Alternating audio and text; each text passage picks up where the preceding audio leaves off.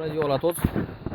Astăzi voi da bordul jos de la BMW E39, deoarece a încetat să mai funcționeze motorașul la pecică. După cum vedeți, nu mai avem nici aer cald, nici aer rece.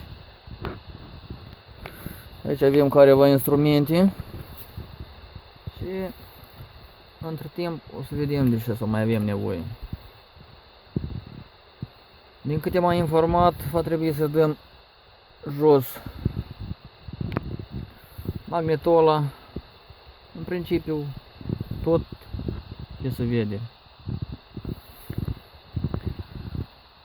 O să vă arăt pe parcurs unele secvențe.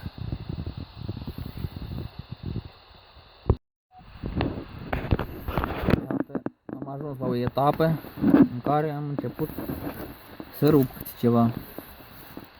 Pentru cei care nu cunosc, mai întâi trebuie acest buton demontat, după care avem un șurub care va trebui să-l scoatem. Da? Uite că avem ceea ce avem.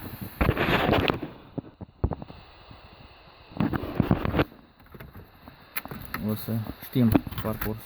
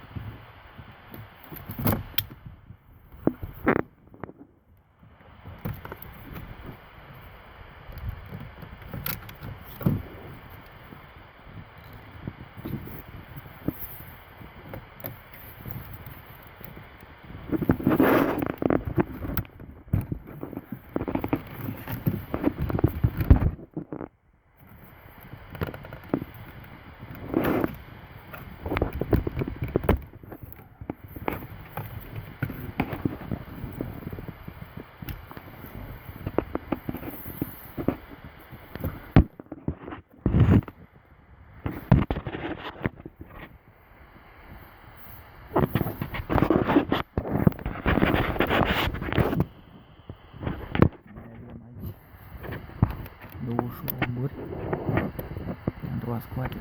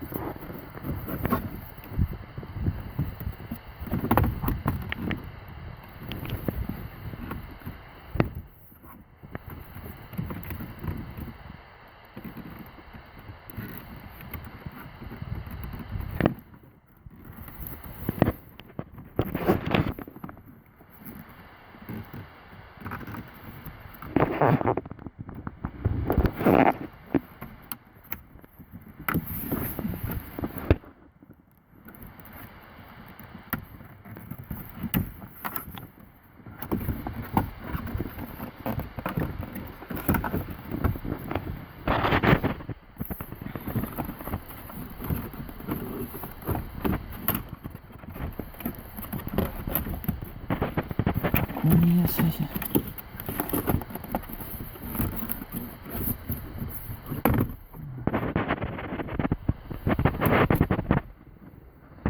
Toate piesele care le-am scos până la moment. Nu știu până la urmă, dar pentru cei care zic că trebuie scos bardaciucul, cred că nu va fi nevoie de scos. O să vă spun la urmă dacă a fost nevoie sau nu de scos.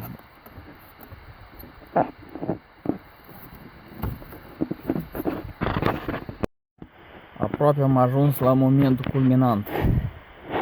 După cum vedeți, nu este necesar pentru a scoate acest bardaciuc. Bordul îl pot scoate și fără. Încă un pic și cred că ajungem și la motoraș.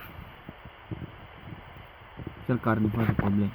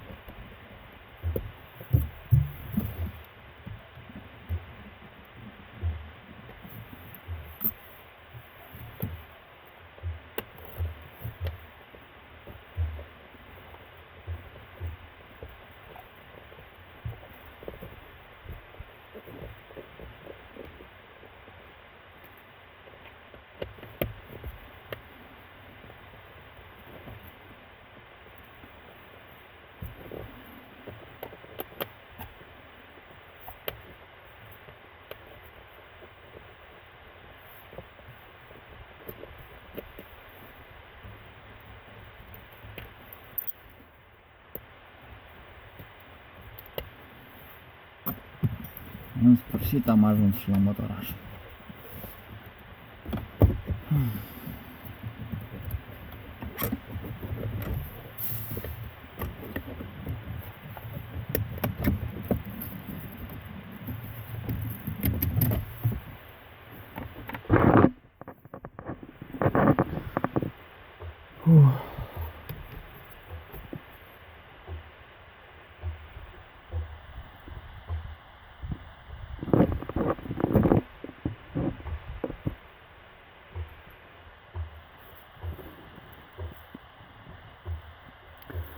Acum și o să vedem și cu el și din ce cauză nu pornește. Plus atât și are o vibrație.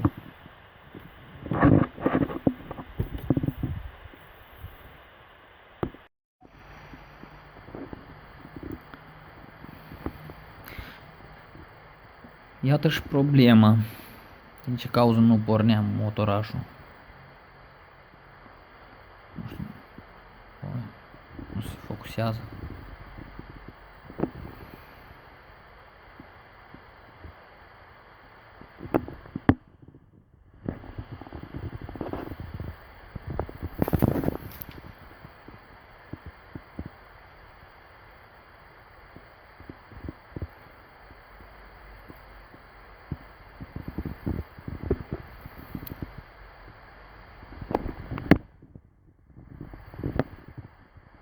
Uite aici, nu avea contact și din cauza asta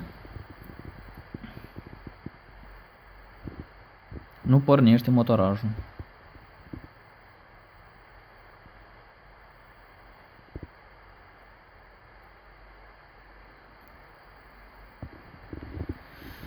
Va trebui de schimbat altul.